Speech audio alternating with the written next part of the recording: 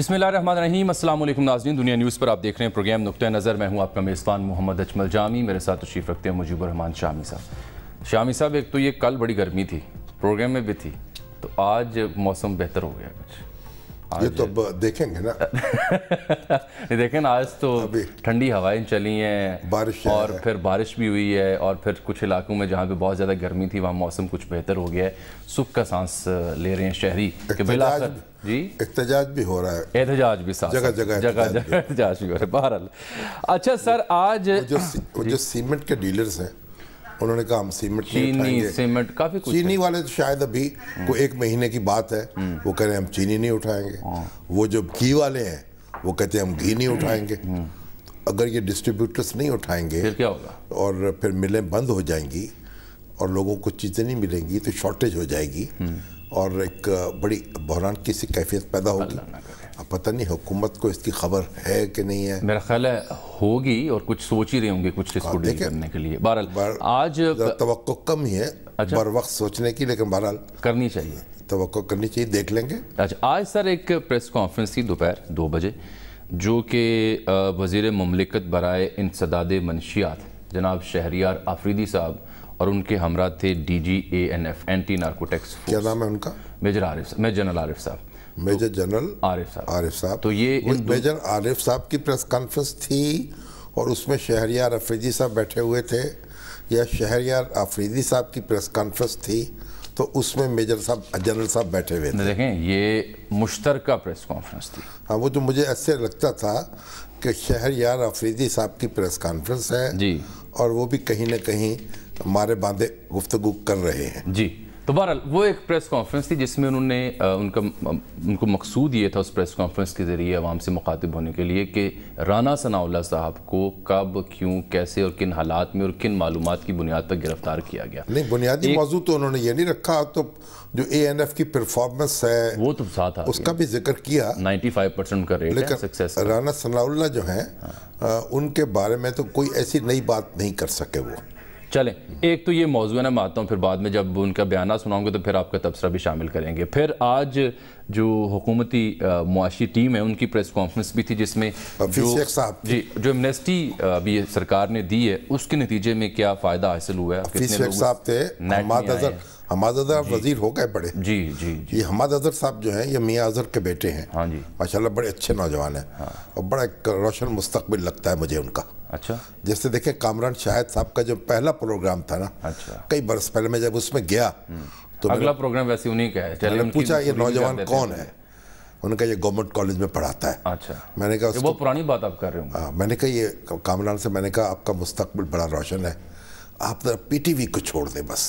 और फिर छोड़ दिया, और फिर उन्होंने बिल आखिर छोड़ दिया, क्योंकि जब तक आप PTV में रहेंगे ना एक आपकी क्रेडिबिलिटी नहीं होगी एंकर के तौर पर, एक सरकारी अफसर मैंने तो सुना कामरान शाहिद साहब ऐसे तमाम अहम मामलात पर आपके मशवरे पर बड़े काम करते हैं। वो तो मेरे तो बड़े अजीज वो हैं, दोस्त हैं, लेकिन मतलब ये उनके चेहरे पर मैंने उस वक्त पढ़ लिया था। ये जो हमाद अजहर जो है, जिस एतमाद से वो बोलते हैं, जितनी उनकी दस्तरस होती है अपने मौजू पर, और फिर जो उनका लहजा है मुझे बहुत अच्छे लगते हैं। इन्हें तो नहीं मशवरा देंगे PTI छोड़ने का? नहीं, अस्तगफिरुल्लाह। अच्छा, ठीक है। ये जमात के साथ जो वाबस्तगी है और उसके अंदर जो इस्तक़लाल है वो वही शान होता है सियासी कारकुन की। लोटा बनकर सियासत में इज्जत हासिल नहीं की जा सकती।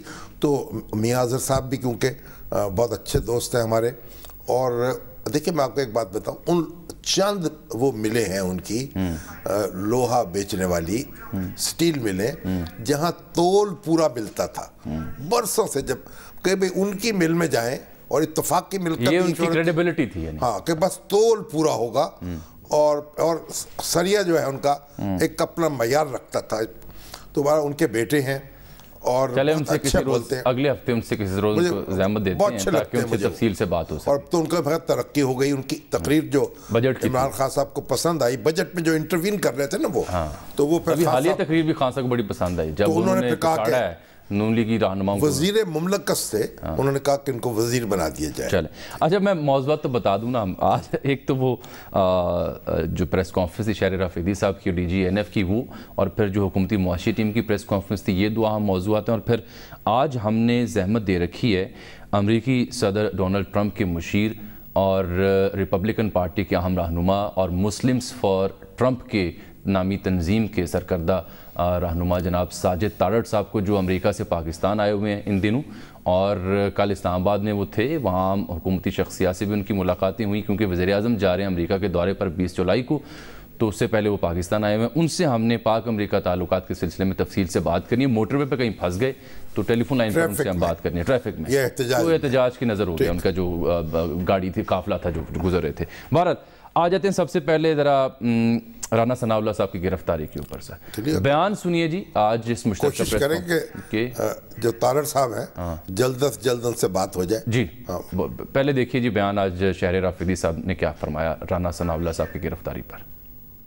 हमने जान अल्लाह को दे दी है, हमारी किसी से कोई जाती दुश्मनी नहीं है। तो फैसलाबाद में एक अरेस्ट होता है एयरपोर्ट पे, और अरेस्ट, ये जो रैकेट है ये डोमेस्टिक और इंटरनेशनल, ये बहुत बड़ा रैकेट है और ये आम आदमी की बस की बात नहीं। लीड्स पे आगे काम करते करते तकरीबन 3 हफ्ते राना सनाउल्लाह साहब की गाड़ी को, राना सनाउल्लाह साहब की मूवमेंट्स को हर लेवल पर ऑब्जर्व किया गया, गेज किया, उसकी फुटेजेस, तमाम तर चीज़ें हमारे पास मौजूद है। गाड़ी की मूवमेंट, गाड़ी के नंबर प्लेट्स, 3 दफ़ा उनके साथ फैमिली मेंबर्स थे फीमेल, नहीं रोका गया। रिमांड क्यों नहीं लिया जब हमारे पास सबूत सारे हैं, जुडिशियल रिमांड। सबसे इंपॉर्टेंट चीज़ विटनेसेस हैं, A to Z तमाम सबूत जो हैं वो इंशाल्लाह कोर्ट ऑफ लॉ में पेश किए जाएंगे।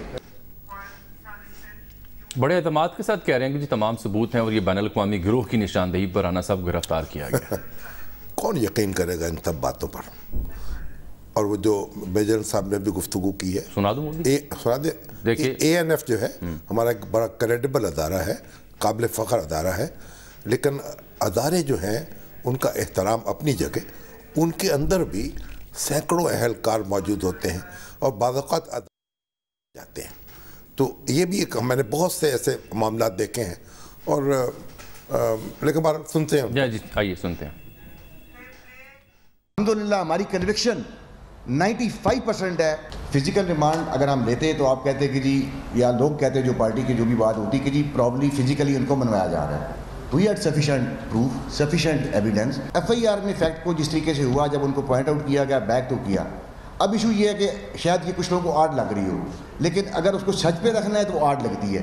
अगर आपने खुद बनाकर लिखनी है तो जो मर्जी आप लिख दें। जो परसेप्शन है ना, ये एक कहानी है हमारे दिन में कि जब इस तरह का एक्शन होगा, कैमरे ऑन हो जाएंगे, फिल्म बननी शुरू हो जाएगी। लेकिन ऐसे नहीं हो सकता कि हम कहीं पीछे हट जाएं, जी रीटेक करें, दोबारा फिल्म बन रही है। ये फिल्म नहीं है, it's a life situation, it is a war situation, जहाँ पे उनके गार्ड हैं, हमारे लोग हैं। How is it possible in war somewhere in war आप कहें जी ठहर जाएं, जरा दोबारा रीटेक करना है। Anyone, Khalid, Tariq, Qasim, please ji brief case दोबारा पकड़िए, मैंने फिल्म बनानी है। आप ज़रा बैठ जाएं, मैंने फिल्म बनानी है। It's a war situation. हज़ारों लोग वहाँ पे इकट्ठे हो जाते हैं, गार्ड्स हैं, दुनिया खड़ी है। अंडरस्टैंड इट कि इट इज़ नॉट पॉसिबल कि जी आप एकदम वो देखें। आप देखें ये बात तो समझ आती है ना कि कुछ समझ में नहीं आती, इसलिए कि जो जनरल साहब फरमा रहे हैं ना, उनका ख्याल ये इतनी बड़ी ऑर्गेनाइजेशन है उनकी, इतने बड़े उनके रिसोर्सेज हैं, इतना उनकी क्रेडिबिलिटी है, और वो ये समझ रहे हैं कि जो फिल्में बनती हैं आजकल वो सिर्फ कैमरों से और कैमरामैन इकट्ठे होने से बनती हैं। आजकल तो आप एक पेन लगा लेते हैं यहाँ और पूरी फिल्म बन जाती है। वो इनसे तो खातून ही वो जो थी ज़्यादा चौकस थी, जो चेयरमैन आई थी, जाहिर है उसने भी कैमरे में पर्स में कुछ चीज़ छुपा रखी होगी। तो और कैमरे का फ़ोन कैमरा यूज़ किया, फ़ोन कैमरा यूज़ करते हैं, पेन कैमरे यूज़ होते हैं, घड़ियों में कैमरे लगे होते हैं। और ऐसी तंजीमें जो ANF की हैं, देखिए अगर वो सारा इंतज़ाम उनको करना चाहिए था। राना सनाउल्लाह जो है कोई मामूली शख्सियत नहीं है, और उन पर जो इंतहाई यानी गैर मामूली इल्ज़ाम उन पर लगा है, एक गैर मामूली शख्सियत पर। और उसके बाद वो कह रहे हैं कि भाई वो फिल्म नहीं बन सकी, कोई ऐसा नहीं हो सकता था या नहीं बन सकती थी। एविडेंस हैं जो सिर्फ कोर्ट ऑफ लॉ में देंगे। छोड़िए ना, वो तो कोर्ट ऑफ लॉ में जब जाएंगे तो प्रेस कॉन्फ्रेंस करने की ज़रूरत क्या थी। اور مجھے تو یہ بات اچھی نہیں لگی کہ وہ وزیر صاحب کے ساتھ بیٹھ کر جنرل صاحب کہ ہیں جناب سامنے آئیں بتائیں. جنرل صاحب جو ہے وہ تشریف رکھتے تھے, مناسب ہوتا وہ اپنی پریس کانفرنس خود کرتے اور وزیر صاحب کو اپنی گفتگو کرنے دیتے, کیونکہ بہت ہی سیاسی گفتگو بھی وہ کر رہے تھے نا. دیکھیے, اور وہ سرکاری افسر جو ہیں ان کو ایک اپنا ڈیکورم برقرار رکھنا چاہیے, اور جو ہمارے فوج کے افسر ہیں وہ تو ہمارا بڑا احترام ہے ان کے لیے, ان کو بالکل اپنے آپ کو ایک الگ تلگ رکھنا چاہیے. لیکن بات یہ ہے, دیکھیں یہ کہنا کہ فلم میں ان کو پتہ ہے یہ کاروائی, بھئی 3 دفعہ ان کی گاڑی روکی, وہاں خواتین بیٹھی ہوئی تھی, وہ ایسے پہلے روکی ہوگی مختلف خواتین, کوئی آپ ان کے پیچھے لگے ہوئے تھے, کوئی ایسی بات تھی, کوئی اس طرح سے معاملہ ہوتا ہے.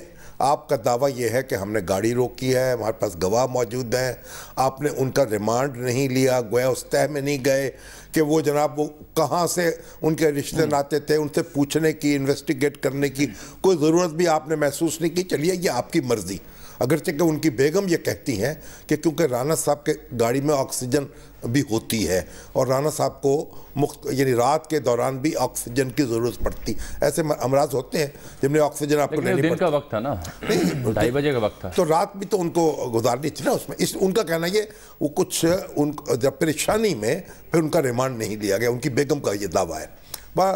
دیکھیے بات یہ ہے کہ یہ فلم جو ہے یہ بن سکتی تھی, وہ منظر اگر سامنے آ جاتا آج ان کو اتنے تردد نہ کرنا پڑتا, پاپڑ نہ بیلنے پڑتے. اور اب کوئی یہ بہت سے مقدمے ایسے پہلے بن چکا. پتہ مخدوم شہاب الدین کو کیا ہوا تھا, مخدوم شہاب الدین وزیر اعظم بن رہے تھے بیچارے, اور ان کی جناب وہ ایفیڈرین کیس میں ان کا مقدمہ قائم, ANF نے مقدمہ قائم کیا, ان کی وزارت عظمیٰ دھری کی دھری رہ گئی, اور راجہ پرویز اشرف صاحب جو ہیں ان کے سر پر تاج رکھ دیا گیا. تو اب وہ مخدوم شہاب الدین صاحب اب بھی پوچھتے, جہاں ملتے ہیں پوچھتے ہیں بھائی وہ کیس کا کیا ہوا, وہ مجھے کیوں نکالا, بلکہ رکھنے سے پہلے نکالا.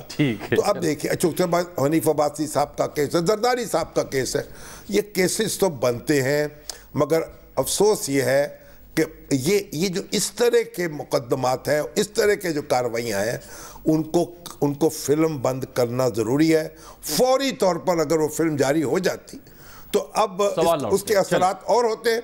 اب اگر یہ مقدمہ عدالت ہی میں لڑنا ہے تو عدالت میں لڑیں پھر, ٹھیک ہے. اور مجھے تو ایک بات سمجھ میں نہیں آ رہی, اور کہ رانا صاحب کو C کلاس میں رکھا گیا. رانا صاحب ایک رکن قومی اسمبلی ہیں, رانا صاحب مسلم لیگ نون کے صدر ہیں پنجاب کے, اور پنجاب کے سابق وزیر قانون ہیں. کس خوشی میں, کس قاعدے کے تحت ان کو C کلاس دی گئی؟ قانون یہ کہتا ہے ضابطے کے مطابق وہ بیٹر کلاس کے مستحق ہیں, اور یہ بھی ایک انتقامی کارروائی ہے اور جنجلاٹ ہے. اور بہت سے واقعات میں جانتا ہوں, اور بہت سی شہادتیں اس کی موجود ہیں, اس اسباب کیا ہیں, اور سلمان غنی صاحب سے رابطہ کریں, وہ بھی آپ کو بہت کچھ بتائیں گے. لیکن ساجد تارڑ صاحب آگئے, ان کو بھی سن لیتے ہیں. اب بات تو آپ اتنے شور نہ مچایا کریں. میں تو اعلان کر رہا ہوں, آپ کا کام ہے مجھے ایک دفعہ بتا دینا کہ بات سمیٹ لیں. آپ کا کام یہ نہیں ہے کہ پیچھے پڑ جائے. میں نے بتا دیا, بس بتا دیا آپ نے, خاموش ہو جائے, پر بات ختم کرنے دیں مجھے. کیجئے. تو اب یہ تردد نہ کو کرنا پڑتا. مجھے افسوس یہ ہے کہ یہ ساری جو کنٹروورسی پیدا ہوئی ہے اس میں ہمارے جو اتنے بڑے ادارے جو ہیں, ادارہ ہمارا جو اس پہ سوال اٹھے ہیں. بہرحال دیکھیں گے عدالت میں جو بھی ہوگا. چلیں, اب چونکہ میں نے اعلان کیا تھا پروگرام کے آغاز میں کہ ساجد تارڑ صاحب ہمارے ساتھ دستیاب ہوں گے ٹیلی فون لائن پر. خواہش تو تھی اسٹوڈیو میں آتے, وہ پہنچ بھی رہے تھے, ان کی منزل لاہور ہی ہے, لیکن وہ احتجاج کی نظر ہوگی ان کا سفر, تو اب ٹیلی فون لائن پر وہ دستیاب ہیں. پاک امریکہ تعلقات پہ ہم بات کرنے جا رہے ہیں, بالخصوص ایسے وقت پر جب کہ پاکستانی وزیر اعظم امریکہ کے دورے پر جا رہے ہیں. 5 روزہ دورہ ہے یہ, آج فارن آفس نے بھی اس کی تصدیق کی ہے 20 جولائی سے, اور 22 جولائی کو کہا جا رہا ہے کہ عمران خان صاحب کی ملاقات ہوگی امریکی صدر ڈونلڈ ٹرمپ سے 1 on 1, اور پھر وفود کی سطح پر بھی وہاں ملاقاتیں ہوں گی دیگر حکام کے ساتھ. ساجد تارڑ صاحب, آپ کو پروگرام میں خوش آمدید کہتے ہیں جناب. بہت شکریہ سر, آپ نے مجھے پروگرام میں لیا, تھینک یو سو مچ. کہاں گئے پہلے تو یہ بتائیں نا ذرا, کیونکہ اعلان اتنا آپ کا کر رکھا تھا. نہیں سر, میں اصل میں ابھی تک راستے میں ہوں, تو ٹریفک ایسی آج انپریڈکٹیبل تھی کہ میں نہیں پہنچ سکا. شامی صاحب میری بہت معذرت آپ کے ساتھ. سر میری خواہش تھی میں خود آپ کے سامنے بیٹھتا. میں آپ کے پروگرام کا بہت بڑا فین ہوں, آپ کو مسلسل امریکہ میں بیٹھ کے دیکھتا ہوں. میری معذرت قبول کیجیے گا پلیز. राणा साहब बस हम आपके सामने इंशाल्लाह बैठेंगे, लेकिन कैमरा सर राणा साहब को छोड़ दें अब। तारड़ साहब सॉरी, यानी ये मेरी माती मार दिया यानी इन्होंने जामी साहब ने। अच्छा तारड़ साहब ये बताइए कि अब ये जो अमेरिका से तो बड़ी अच्छी खबरें आ रही हैं, अब IMF का पैकेज भी मंजूर हो गया, हमारे वजीर आजम वहाँ जा रहे हैं, BLA पे भी पाबंदी लगी ना। बहुत बड़ी खबर ये आई कि बलोचिस्तान लिबरेशन आर्मी जो थी नामने हाथ, उस पर उसको दहशतगर्द तंजीम करार दे दिया गया। तो ट्रंप साहब तो बहुत नाराज़ थे पाकिस्तान से और ये कहते थे पाकिस्तान ने हमारा देने का काम नहीं किया। तो आप ये बताइए ये क्या तब्दीली हुई है और किस तरीके से आपने इसको देखा है, और कुछ न कुछ रोल आपका भी तो होगा इसमें। सर मैं शुरू से पाकिस्तान की एडवोकेसी कर रहा हूं, बल्कि इलेक्शन से भी पहले एडवोकेसी करता रहा हूं, पाकिस्तान का केस हमेशा पेश करता रहा हूं मुख्तलिफ जगहों पे मुख्तलिफ टाइम पर।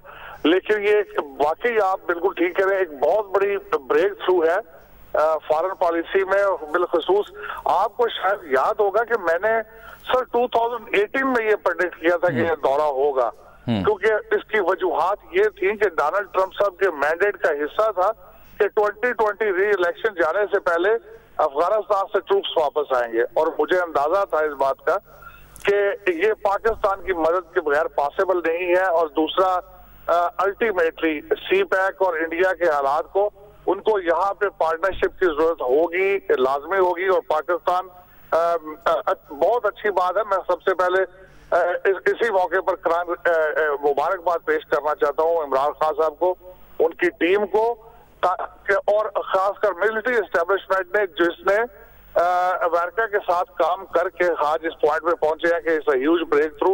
बिल्कुल डोनाल्ड ट्रंप साहब की जीत से लेके आज तक एक बहुत कठिन सफर था, लेकिन मैं मुबारकबाद देता हूं कि सारे मामला ठीक हुए अल्टीमेटली। लेकिन तार साहब जो शामी साहब ने भी जिस बात को हाईलाइट करने की कोशिश की है ताकि आप उस पर मजीद रहनुमाई हमारी फरमा सकें कि वो एक यानी सर्द मोहरी तो थी ताल्लुकात में। शामी साहब बयान भी उनका कोट कर रहे हैं ट्रंप साहब की जो स्टेटमेंट थी पाकिस्तान के बारे में, मतलब वक्त के साथ साथ ऐसी कौन सी वो 3-4 फैक्टर्स सामने उनके आए जिसके बाद उनका एतमाद रिस्टोर हुआ, और वो यानी दौरे की दावत अमेरिका ने दी है पाकिस्तान के वज़ीर आज़म को उसमें, और आपका किरदार क्या था उसमें? देखिए उसमें मेरा किरदार तो मैंने आपको बताया कि मैं तो पाकिस्तान का रोल बहुत अरसे से एडवोकेसी कर रहा हूं कि पाकिस्तान के रिलेशनशिप नॉर्मलाइज होने चाहिए। देखिए इसमें सबसे बड़ी ज्यादा जो मैं समझता हूँ इम्पैक्ट है वो अफगान पॉलिसी है, और डोनाल्ड ट्रंप साहब का अपना मैंडेट और पाकिस्तान का अपने आप को अच्छे मौके पर इस चीज को अच्छे डिसीजन लेने। मेरे ख्याल में सबसे बड़ी बात यह है जिसकी वजह से आज ब्रेक थ्रू हुआ है, और मेरे ख्याल में रिलेशनशिप और मजीद बेहतर होंगे फ्यूचर में नजर आ रहा है कि क्योंकि इंडिया के साथ देखें। और दूसरा सबसे बड़ा एक जो फैक्टर है वो ये है कि डोनाल्ड ट्रंप साहब is a Republican president. Barack Obama साहब सिर्फ इंडिया को प्रमोट करते रहे अपने दौर में, लेकिन डोनाल्ड ट्रंप साहब का देखें उन्होंने कोशिश की इंडिया के साथ भी रिलेशनशिप बेहतर किए, लेकिन आजकल आपको पता है इंडिया के साथ वो रिलेशनशिप नहीं है जो पिछले दौर में थे।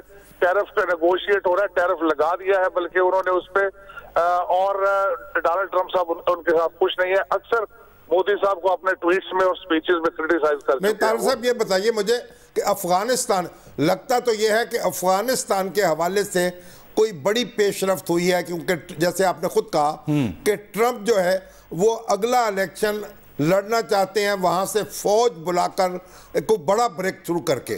तो मगर वो क्या तवक्को थी अमेरिका से, अमेरिका की पाकिस्तान से, और पाकिस्तान ने उसको कैसे पूरा किया है जो ये मामला इस तरह तेजी से आगे बढ़े हैं? ये बिल्कुल आपने सही कहा है कि डोनाल्ड ट्रंप साहब के मैंडेट का हिस्सा था इस बात का कि अफगानिस्तान से ट्रूप्स वापस लाई जाए, और उनको जरूरत थी पाकिस्तान की। बल्कि उन्होंने पाकिस्तान से उन्होंने खत भी लिखा, उन्होंने पहले रिक्वेस्ट भी की, और उन्होंने जिस तरह के वो पहले भी हमेशा चीजें दोबारा राब्ता करते हैं साजिद तारड़ साहब से, उनसे मजीद बात करते हैं, क्योंकि ये तो हो गया अमेरिका का हवाला। एक हवाला ये है कि उनके दौरे से पहले ये पाकिस्तान आए हुए हैं لیکن اصل بنیادی بات یہ ہے، لیکن یہ بات آپ کی ٹھیک ہے کہ پاکستان نے ایسا کردار ادا کیا اور امریکہ کے درمیان جو یہ سارا معاملہ جو بے اعتمادی تھی یا بد اعتمادی تھی، اس میں بھی افغانستان کا بڑا دخل تھا، اور طالبان کے حوالے سے شکایات تھیں امریکہ کو، اور کیونکہ مطلوبہ کامیابی حاصل نہیں ہو رہی تھی، اور 2001 میں جب امریکہ نے یہ فیصلہ کیا اور انٹروین کیا اور فورسز جو ہے نیٹو کی افغانستان میں داخل ہوئیں، تو اس وقت یہ بات کہی جاتی تھی کہ ہم تو سوئی جو ہے نا وہ بھی صحرا میں سے تلاش کر لیتے ہیں۔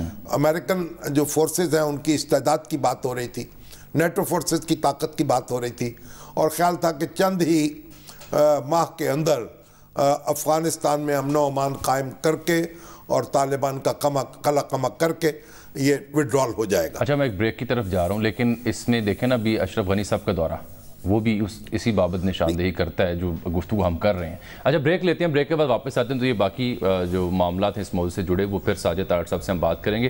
طاہر صاحب آپ کے پاس آتے ہیں، بریک کے بعد ہمارے ساتھ رہیے گا۔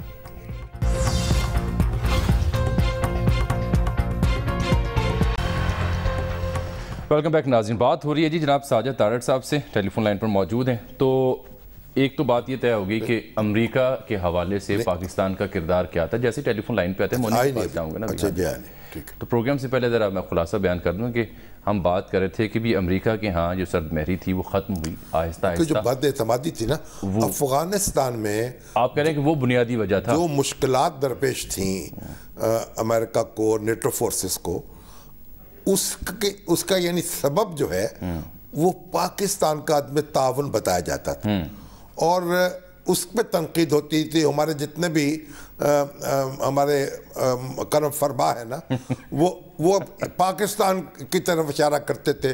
انڈین لابی بھی یہ کہتی تھی کہ اگر پاکستان جو ہے وہ طالبان کو سپورٹ کر رہا ہے اور وہ ان کو پناہ گاہ دے رہا ہے اور وہ ان کا پشت پناہ بنا ہوا ہے، اگر پاکستان سپورٹ نہ کرے تو طالبان جو ہے ان کی یہ صلاحیت نہیں ہے کہ وہ امریکن فورسز کو یا نیٹو فورسز کو اس طرح سے تنگ کر سکیں اور اس طرح ان کو آگئے طاہر صاحب آگئے۔ جی طاہر صاحب آپ کے اوپر پھر سے خوش آمدید کہتے ہیں پروگرام میں۔ جناب طاہر صاحب یہ بتائیے کہ پاکستان سے اب کیا توقع ہے امریکہ کی کہ افغانستان میں اور طالبان کے حوالے سے پاکستان کیا کردار ادا کرے یا کیا کردار ادا کر رہا ہے جس سے یہ غلط فہمیاں جو ہیں وہ کم ہوئی ہیں اور ہم آگے بڑھ سکے ہیں؟ دیکھیں، پاکستان کا سب سے بڑا پہلا رول تو تھا یہ کہ جو کچھ نیگوشیٹر تھے اس سارے عمل میں، وہ پاکستان کی تحویل میں تھے طالبان کے، ان کے لیڈروں کو امریکن ریکویسٹ پہ ان کو ریلیز کیا گیا، جنہوں نے یہ نیگوشیشن کی مڈل ایسٹ میں جا کے قطر میں۔ سب سے پہلا تو رول وہ تھا۔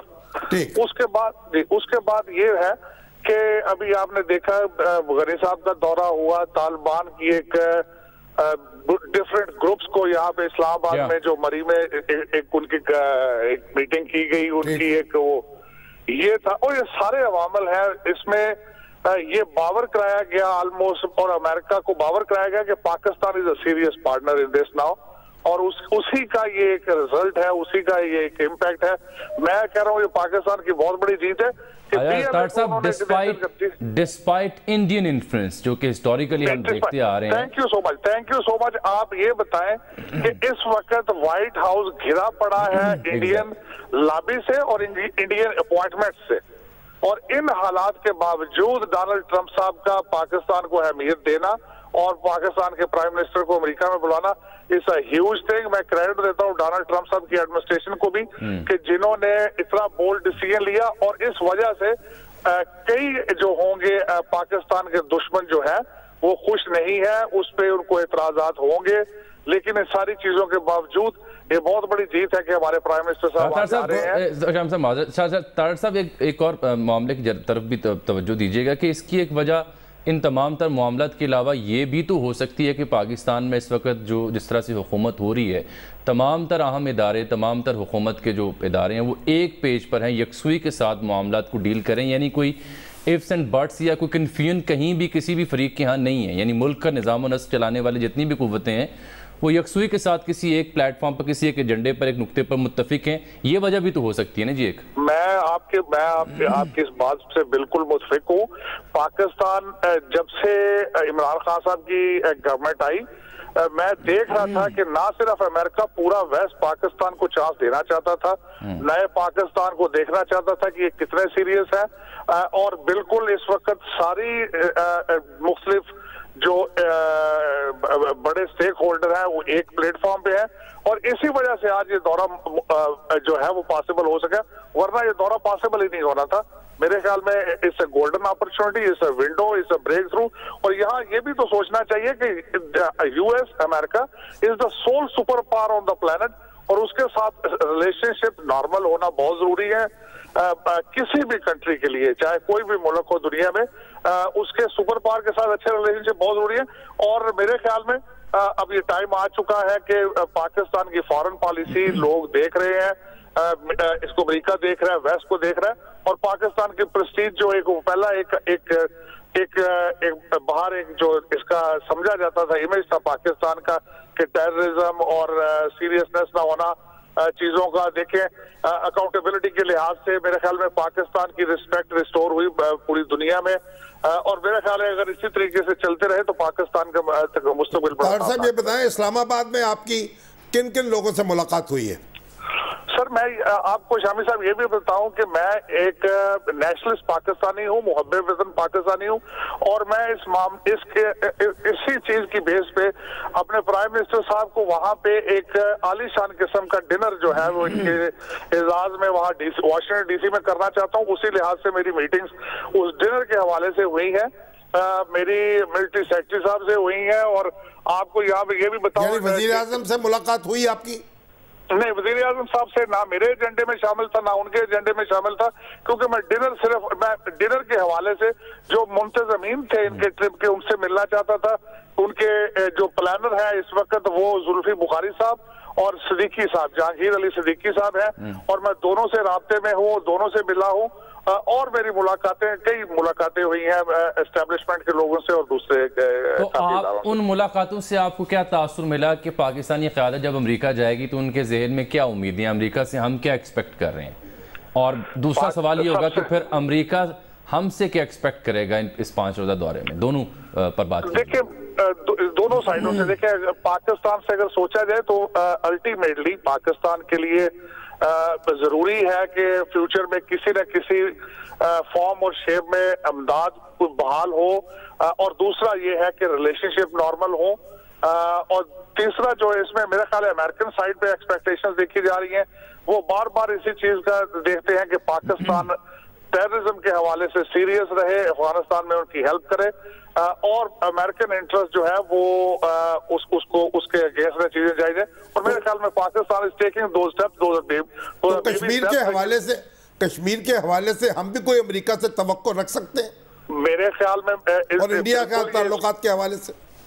آپ کورس میں ایگری کروں گا آپ کی اس بات سے, اور میں یہاں پہ یہ مینشن کرنا ضروری سمجھتا ہوں کہ یہ دیکھیے گا کہ ڈونلڈ ٹرمپ صاحب اپنی کمپین کے دوران 2 دفعہ کشمیر کی ثالثی کے لیے آفر کر چکے ہیں, جس پہ انڈیا بہت زیادہ اپسیٹ تھا, اور بالخصوص اس دفعہ میں دیکھتا رہا ہوں عمران خان صاحب میرے خیال میں کشمیر کی بات بھی کریں گے, میرے خیال میں سوچتا ہوں عافیہ صدیقی کی بات بھی کریں گے, اور میرے خیال میں کئی چیزیں آپ دیکھیں گے کہ انشاءاللہ خان صاحب کا دورہ بہت کامیاب ہوگا. اور دیکھیں اب تو انڈیا میں الیکشنز بھی ہو چکے, وہ جو ایک ویو تھی جنون کی وہ بھی تھم چکی وہاں پر, تو اب کوئی امکانات یہ بھی ہو سکتے ہیں کہ امریکہ بھی اس میں کوئی کردار ادا کرتا کہ پاکستان اور بھارت کے جو تعلقات ہیں اس میں بھی کچھ نارملٹی یا نارملائزیشن کی طرف جائیں یہ تعلقات بھی, کیونکہ اس پورے خطے کے لیے تو یہ بہت ضروری ہوگا نا.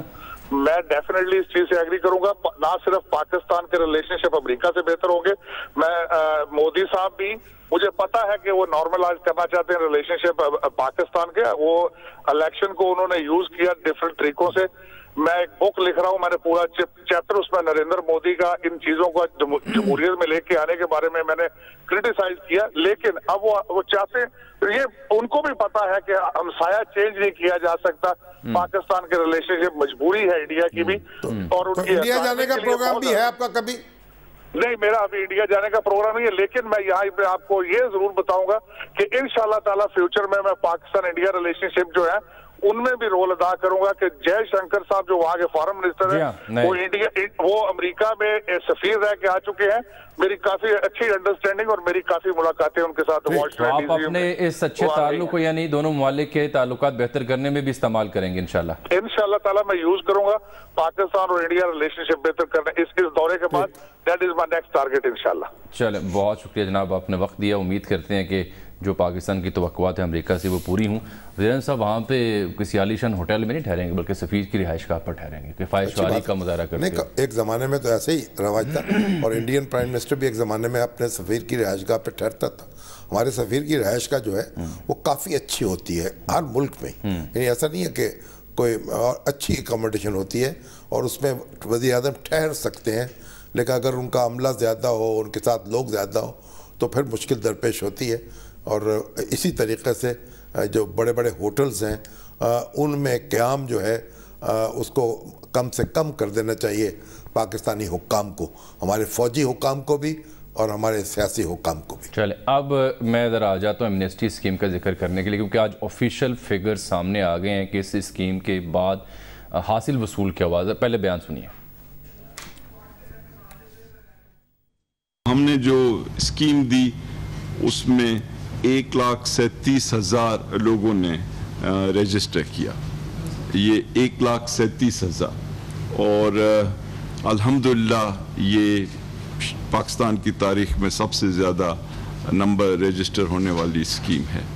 और जो टैक्स पेमेंट्स की गई इस स्कीम के तहत उसका नंबर तकरीबन 70 अरब रुपए है। तकरीबन 3,000 अरब रुपए की एसेट की डिक्लेरेशन हुई। हम कानून को बिला तफरीक लगाएंगे। हमने किसी शख्स के खिलाफ नहीं किया। अगर कोई शख्स समझता है कि उस प्रॉपर्टी का बेनामी का एक्चुअली वो ओनर है तो वो सामने आए, इस वक्त वक्त है उसके सामने आने का।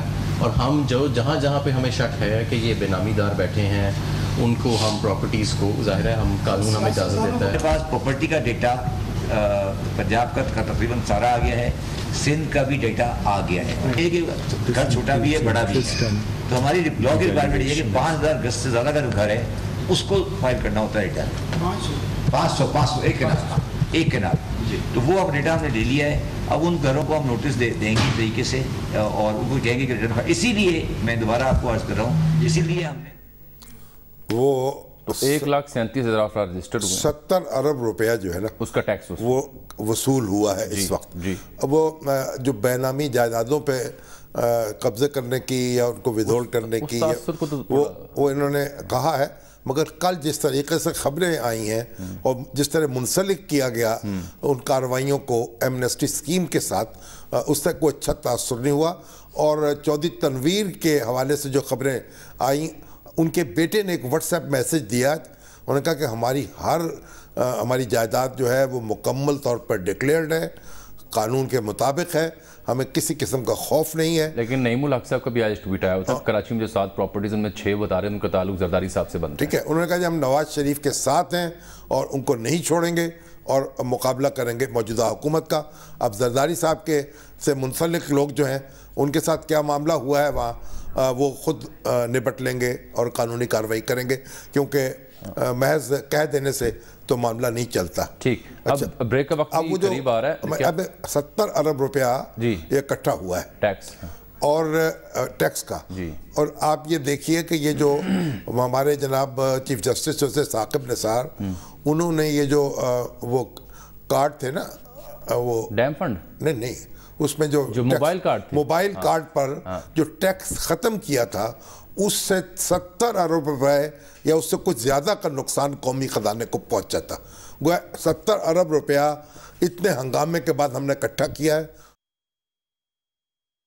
बनके, जिनको अब कोई बात नहीं है, जिनकी सारी तकरीबात मनसूख हो गई हैं लंदन में, कि अटेंड करने वाले लोग नहीं थे, वो 70 अरब का नुकसान अपने एक हुक्म से पहुंचा के गए कौमी खजाने को। चले, इसका भी अंदाजा लगा लें आप। लगाने वाले अंदाजा। मैं एक ब्रेक ले रहा हूँ और अच्छा ब्रेक के बाद मोहतरमा फिरदौस आशिक अवान साहिबा हमें दस्तयाब होगी, उनसे भी हम बात करेंगे एक ब्रेक के बाद।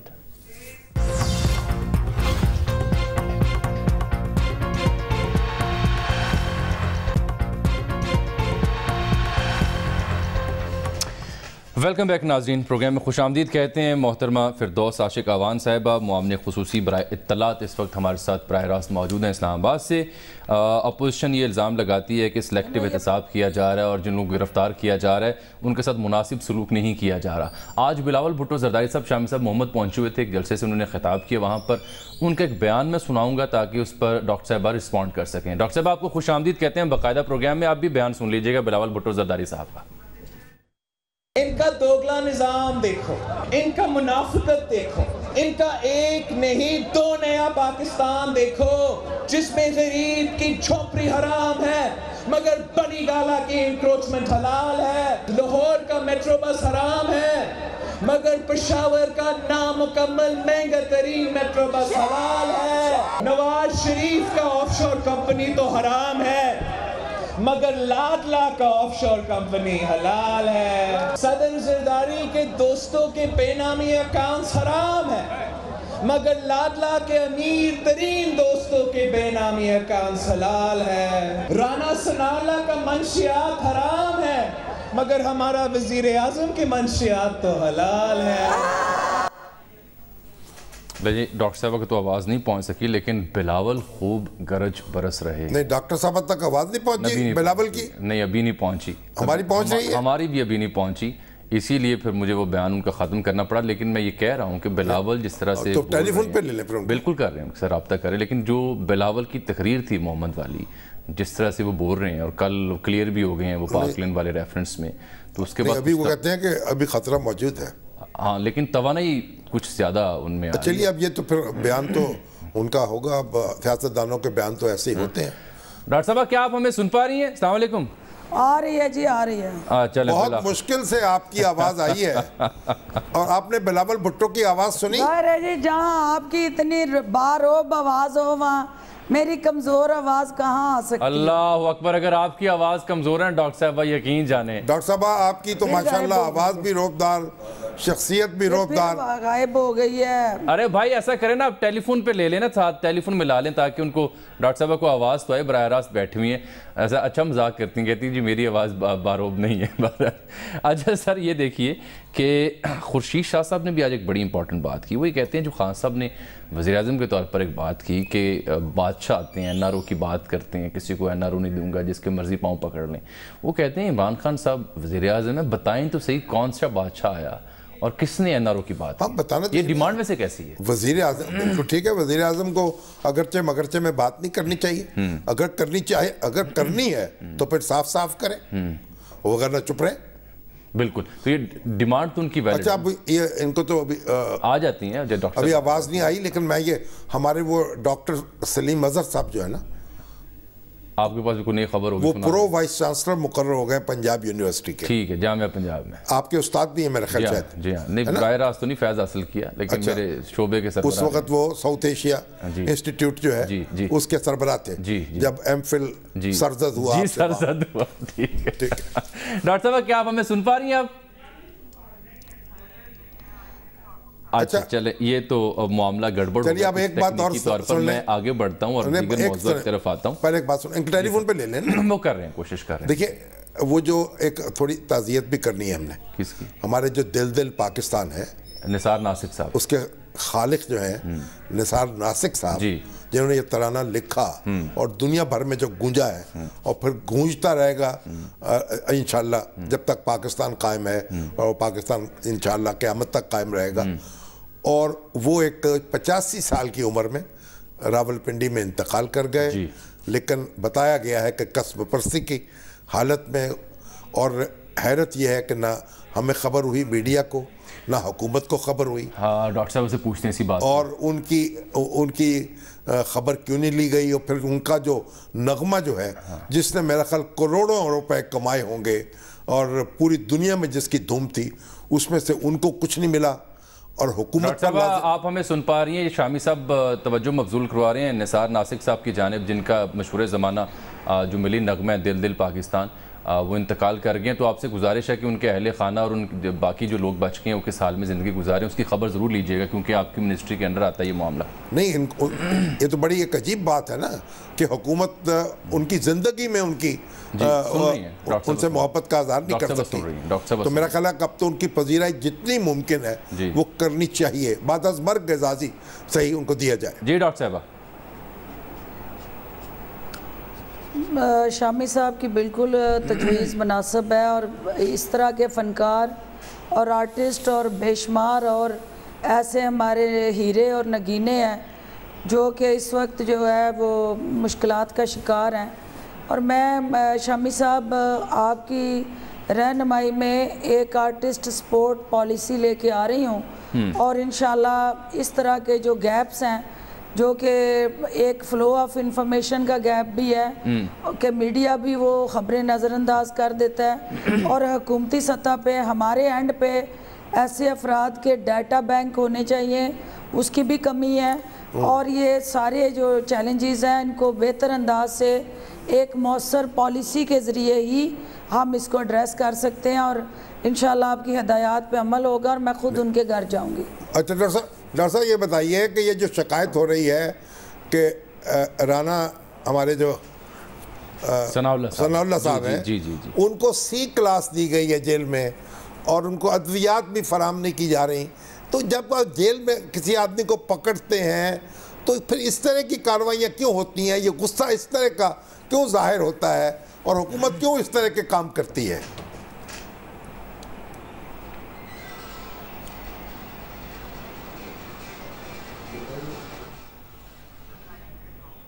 پھر نہیں جا رہی آواز؟ آج کوئی عجیب ہی معاملہ ہے، ویسے پروگرام براہ راست چل رہا ہے، آج لگتا ہے کوئی ستارے ہمارے اور ڈاکٹر صاحبہ کے نہیں مل پا رہے، اور ڈاکٹر صاحبہ سن رہی ہیں آپ ہمیں؟ پکڑ لیا جی، چلیں مہربانی مہربانی، میں نے اس کے ہاتھ میں یہ 1901 کی یہ لیڈ چینج کرا دیں، اصل مسئلہ اس کا ہے، یہ دیکھ لیں کہ چھوٹی سی کنیکٹیوٹی فیلئر ہے، ہم سن نہیں پا رہے ایک دوسرے کو، تو یہ کمیونیکیشن گیپ ہے، اس کے بارے میں بھی کوئی سپورٹ فنڈ جاری کیجئے نا، تاکہ نئے ساز و سامان آ سکے، تاکہ جو اشتہارات کے پیسے رکے ہوئے ہیں وہ جاری کروا دیں، تاکہ یہ جلدی سے یہ ایکوپمنٹ جو ہے اس کو اپڈیٹ، اس کو بھی کیا جا سکے اپ ٹو ڈیٹ۔ ڈاکٹر صاحب آپ وقت کام میں، اس ساری کنیکٹیوٹی کے چکر میں ہمارا وقت ضائع ہو گیا۔ رانا ثناء اللہ صاحب کی بابا شامی صاحب کا سوال تھا کہ یہ اعتراض کیا جی کہ ان کو جیل میں بدسلوکی کیوں ہو رہی ہے، ان کو بیٹر کلاس کیوں نہیں دی گئی؟ پہلی بات تو یہ ہے کہ کتنا بدقسمتی کی بات ہے کہ اس معاشرے کے اندر جو سوشل ڈیوائیڈ تو تھی، یہ آپ کی ایلیٹ کلب نے اور ان ظالم حکمرانوں نے، اور ایک ایسا جو خاص مخصوص طاقتور سیگمنٹ آف دی سوسائٹی تھا، انہوں نے معاشرے کے اندر سوشل ڈیوائیڈ کرنے کے بعد جیلوں میں بھی جا کے سوشل ڈیوائیڈ کر دی، وہاں پہ بھی مساوات نہیں رہنے دی، وہاں پہ بھی عام قیدی اور خاص قیدی کا کانسیپٹ متعارف کرایا۔ معزز ڈاکٹر صاحبہ یہ تو قانون ہے نا، اس ملک کے اندر جب جیل قانون ہے، لیکن مجھے بتا دیں آپ چاہیں تو سارے قیدیوں کو بیٹر کلاس دیں، آپ کا پی اے، آپ کا پی ایم اور آپ کا سٹیٹس ایک نہیں ہے۔ بالکل ٹھیک کہتے ہیں، لیکن قانون میرے اور میرے پی این پہ یکساں لاگو ہوتا ہے، اگر میں چوری کرتی ہوں تو اسی قانون کے تحت، لیکن اگر آپ گریجویٹ ہیں، آپ رکن قومی اسمبلی ہیں، آپ کو بیٹر کلاس ملے گی، سزا ملتی ہے، آپ کو بیٹر کلاس ملے گی جی۔ وہ اگر گریجویٹ جو ہے وہ اس ملک، ڈاکٹر صاحب آپ قانون کو دیکھ لیں، اور وقت بھی ختم ہو گیا اور رابطہ ایک دفعہ پھر کٹ گیا۔ آج کچھ ستارے ہمارے ڈاکٹر صاحبہ سے نہیں مل رہے تھے، اب اگلے ہفتے انہیں زحمت دیں گے، کسی روز ان سے بات کریں گے، لیکن میرا سوال آپ کی خدمت میں اور تمام سننے والوں کی خدمت میں، 10 سال پاکستان مسلم لیگ نون کی پنجاب میں حکومت رہی، اگر عام قیدیوں کی جیل میں سہولیات نہیں ہے تو اس کا ذمہ دار کون؟ عام قیدیوں کی بات ہی نہیں ہو رہی ہے، میرا سوال ہے، ایک بات سن لینا، وہ اس سے اگری کرتا ہوں، میں اگری کرتا ہوں، اگری کرنا ڈس اگری کا مجھے آپ کی، میرا سوال ہے نا، نہیں میرا آپ کا سوال کا جواب دینا، میرا سوال تو پورا، قانون یہ کہتا ہے، ٹھیک ہو گیا، قواعد یہ کہتے ہیں کہ جب کوئی اس درجے کا آدمی آئے گا اس کو بہتر کلاس میں کہہ رہا ہوں بالکل ٹھیک بات ہے، قانون میں لکھا ہوا ہے. لیکن میرا سوال آپ سے نہیں، سوال سن لینا آپ. سوال یہ ہے کہ اگر ان کو قانون کی خلاف ورزی کرتے ہوئے ایک عام کیٹیگری میں رکھ دیا گیا جہاں سہولیات نہیں ہیں، تو اس کیٹیگری کے قیدیوں کو جو حقوق تھے اس کے مطابق جو سہولیات ملنی چاہیے تھیں، اس کا ذمہ دار پچھلے 10 سالوں میں کون؟ نہیں، یہ تو ایک اور بحث ہے. بحث ہے نا. نہیں اوہو، آپ جو میرا سوال ہے نا، وہ میں تو سے اگری میں تو اس قواعد کی بات کر رہا ہوں، اس قانون کی جو موجود ہے. میں نے تو کہا وہ ٹھیک ہے قانون، بالکل ٹھیک ہے. ویسے آپ بات سن لیجئے نا کہ یہ جو وقت ختم ہو گیا سر، اب کیا کریں، اگلے ہفتے آپ سے بات ہوگی. اگلے ہفتے ناظرین اللہ، کیونکہ اب آپ نے جتنی